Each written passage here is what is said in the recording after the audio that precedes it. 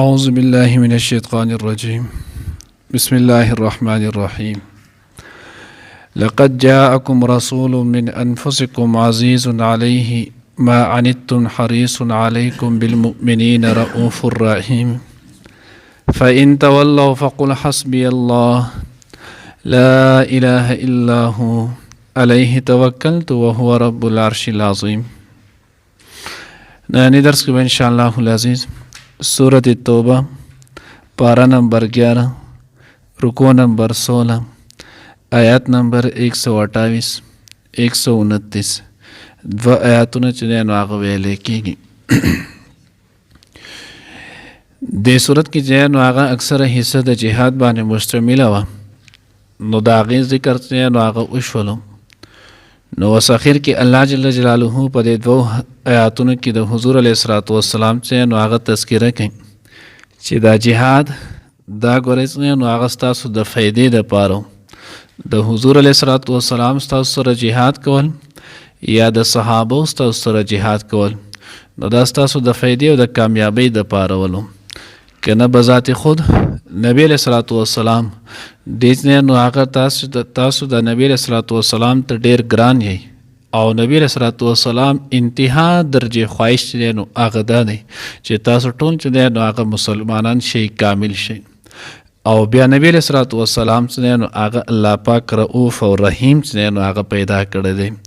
نو دا هغه د رحمت د هغې چې نو هغه دا تقاضا نه ده چې تاسو ته بلا وجه چې نو هغه تکلیف درکړي.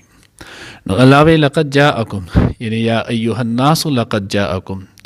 ای خلق تاسو ته یقینا تحقیق سره رسول راغلی دی، من انفسکم ستاسو د نفسونه، ای من نسبکم وحسبکم،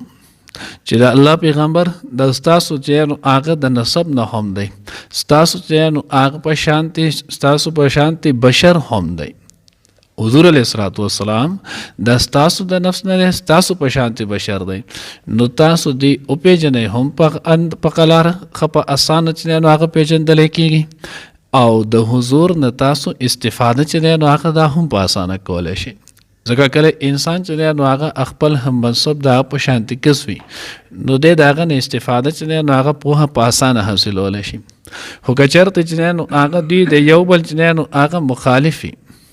یو بل نه جنس چې نو هغه بدل وي، نو بیا په هغه ځای کې چې نو هغه د استفاده چې نو هغه نشي کولی. لکه مثال په طور کې که اوس چېرته پیغمبر الله پاک چې نو هغه فرشته رالیږلی وي، نو فرشتې خوراک نه کوي، سکاک نه کوي، جنسي خواهشات چې نو هغه نه لري، تکاوټ په ستړي باندې چې نو هغه نه پوهېږي، نو اوس دا ټول کارونه هغوی نه کول، نو د هغوی چې بیا د عبادت حکم کول هغه به هماغه شانتي ولو. د خوراک متعلق چې څومره احکامات دي د هغې حکم به چې نو هغه به نه و، ځکه هغه خو کوي نه. د ستړي متعلق چې کم رحم دی، لکه مثال په طور کې اوس مونږ چې نو شریعت کې دی چې کله یو سړی په ولاړه باندې مونځ نشي کولی، دی په ناسته دي وکړي، ناسته باندې نشي کولی چې نو په ملاسته دي وکړي، په ملاسته نشي په اشاره چې نو عادي کوي، نو چې اوس د هغه په خپله په ستړي نه پوهېدلو تکلیف د هغوی محسوسولو، نو څنګه به تا ته دا حکم بیان کړو. داسې ډېر. نو الله وی دا پیغمبر مونږ ستاسو د جنس نه رالیږلی، ستاسو په شان عربي دی، ستاسو د نسب سړی دی، نو د دې چې نو هغه تاسو ته رالیږلی شوی دی، نو د دې پیغمبر نه استفاده تاسو ته انتهایي اسانه ده. دغه پیغمبر نو ستاسو په شانتي بشر دی، د ده نه فایده چې نو حاصله کوي. اوس آیا د پیغمبر چې نو هغه بشر کېدل دا د عقیدې دپاره چې نو هغه شرط دی او که دا فرض کفایه حکم دی؟ نو وی د عقیدې دپاره د پیغمبر چې نو هغه د بشر کېدل، د انسان کېدل او په دې ځان پوه کېدل، دا د ایمان او د عقیدې دپاره شرط دی.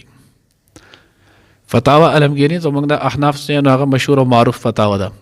تفسیر روح المعانی او بحر الراحق د رفیق جانو هغه غټ کتابونه دي. ذخیرة الجنان کې جانو د هغې په حوالې سره لیکلي د دغه کتابونو حوالې ورکړله. که یو سړی چې نو هغه دا ووایي چې ما ته دا پته نشته چې الیاذ بالله حضور علیه الصلوۃ والسلام بشر دی که فرشته ده، ما ته دا پته نشته چې نبی علیه الصلوۃ والسلام عربي دی او که اجمي دی، نو دغه سړی چې نو هغه ایمان هم نشته، دا سړی کافر دی. ځکه د حضور د بشریت عقیده ساتل دا د عقیدې دپاره شرط دی، د لپاره بچنه هغه دا خبر معلومه به وي دته دا د ایمانیاتو نه ده چې دا الله پیغمبر دا الله بشر را لېږلی دی، دا الله پاک عربي را لېږلی، قریشي چې دی نو هغه را لېږلی، هاشمي چې دی نو هغه را لېږلی. دا د عقیدې سره چې نو هغه لازم خبر ده دته به د دې چې نو هغه معلومات وي. که دته دا نه ول د سړی چې نو هغه ایمان د کامل نو هغه نه دی د دې سوی ایمان چې نو او د ورته دا وی جماعت دا پته نشته نیکای چې نو هغه مات شولو د سړی چې نو هغه دا مسلمان دی نه. نو دی وجه دا په دغه باندې چې نو هغه ځان پوه کول د نو هغه لازمي دي. ځکه الله وی لقد جاءکم رسول من انفسکم، ستاسو د نفسونو جنینو هغه دی عزیز علیه ما انتم، ګران دی په د باندې ما هغه څه انتم چې تاسو تکلیف کې اچي. یعنی حضور علیه الصلاۃ والسلام که تاسو یو داسې حالت او کیفیت ویني چې په هغه نو هغه تاسو نو هغه مشقت کې تاسو ویني نو د الله پیغمبر باندې دا ډیره ګرانه ګرځي. نبی علیہ الصلوۃ والسلام باندې نو هغه دا ډیره ګرانه لګي. یعنی حضور تاسو باندې انتها درجه مهربانه دی. ترمذی چې نو هغه روایت کې راځي، ابو داود کې چې نو هغه تفسیر په حواله لیکل دی خو ما په خپل نه لیدل. ترمذی کې چې نو هغه د روایت شته حضور علیه الصلوۃ والسلام چې نو هغه د جمعې خطبه ورکوله د کې یو صحابي چې نو هغه رالو دا هغه جامع چې نو هغه کمزوري حالت چې نو هغه ولو نو چې کله دا هغه حالت چې نو هغه کمزوري حالت چې نو هغه وو حضور علیه الصلوۃ والسلام خپل خطبه چې نو هغه موقوف کړله او بیا د الله پیغمبر داغه ته 2 رکعات منځ وکړه. نو چې کله هغه 2 رکعات منځ وکړلو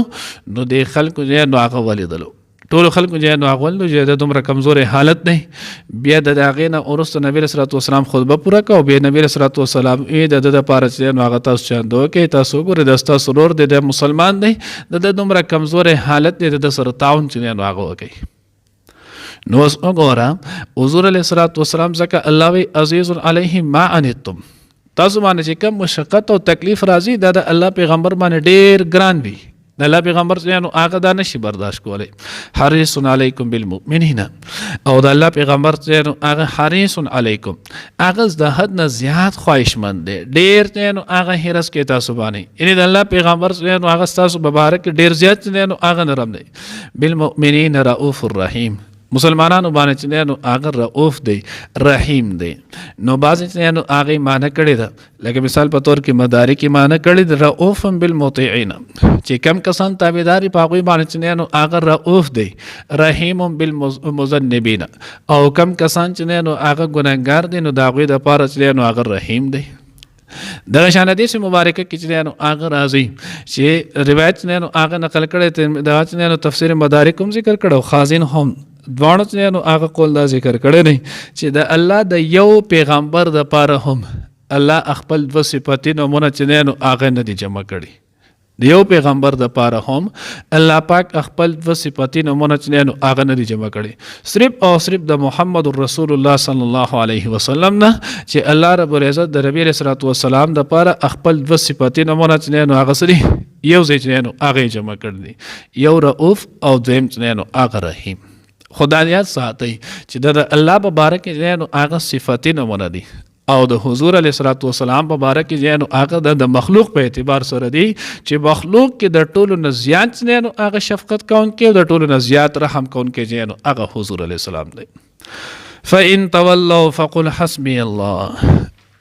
علاوه که چرته دوی نو هغه د دومره شفقت د ستا دومره مهربانۍ باوجود د دې دومره تعارف باوجود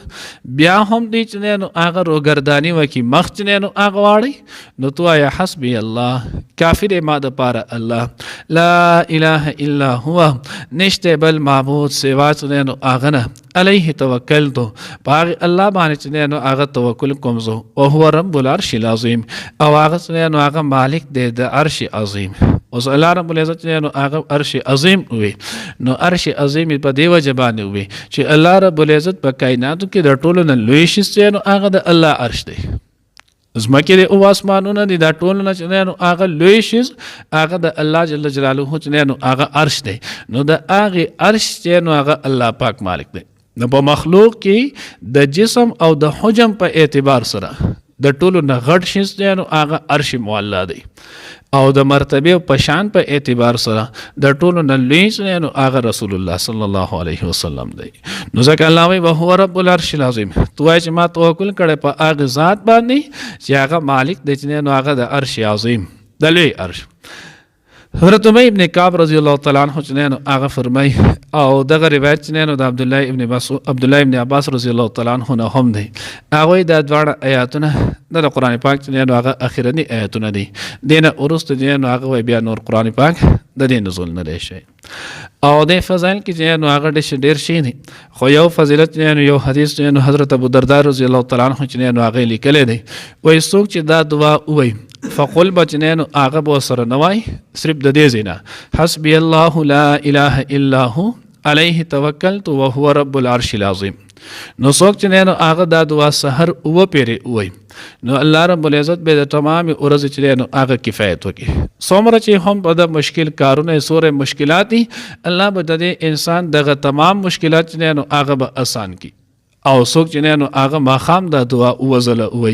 نو الله رب العزت به د انسان چې نو هغه تمام مشکلات چې نو هغه به آسان کی. نو مشکل کې مونږ هر سړی چې نو هغه پریوته یو، د هر سړی چې نو دنیا مشکلات دنیا چې نو هغه ضرورتونه دي، نو دغه د قرآن پاک چې نو هغه دعا ده. حدیث نه چې نو هغه دغه فضیلت ثابت دی وسنه او د